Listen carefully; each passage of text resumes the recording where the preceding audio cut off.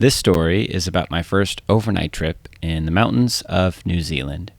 Hey there, I'm Jeff, an outdoor educator and guide who spends most of the year helping teens connect with the outdoors and then uses the off-season to chase a few adventures of my own. My objective on this journey was to make it to the Annette Plateau, a relatively flat section of land located high in the mountains of Mount Cook that's covered in snow year-round.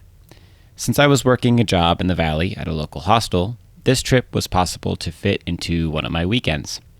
I packed my bag the morning before work and quickly hit the trail as soon as I got off, climbing 2,200 steps up to Sealy Tarns, in addition to the next 1,000 feet of vertical scrambling to set up my bivvy nearby Muller Hut just before sunset. The next morning began with a hearty breakfast as the fog began to roll in.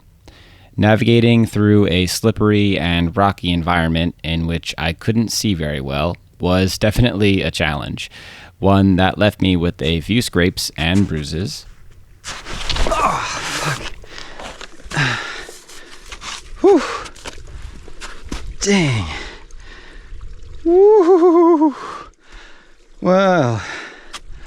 Hello. But eventually I worked my way up as the clouds parted and the mountains started to show off their true beauty. I took a little detour to soak in the panoramic views off Mount Annette before spending the rest of the evening doing some self-arrest training while I still had the daylight. I went to bed that night thoroughly sunburnt and exhausted from the past 2 days.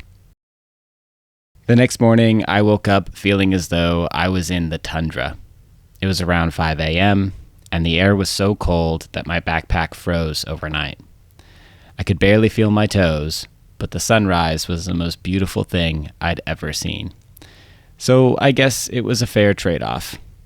I don't have any footage from the way down because my GoPro ran out of battery. But this trip was one of my favorites during my time in New Zealand, so I'd like to thank you for coming along and letting me share it with you. In the next chapter, I take my commitment to preparation to the next level as I go on a one-night scouting trip for my first true mountaineering objective, Ball Pass. I learn about moraine walls and washouts while taking notes to pass along to the team I'm building to join me on this crazy endeavor. But that's a story for another day.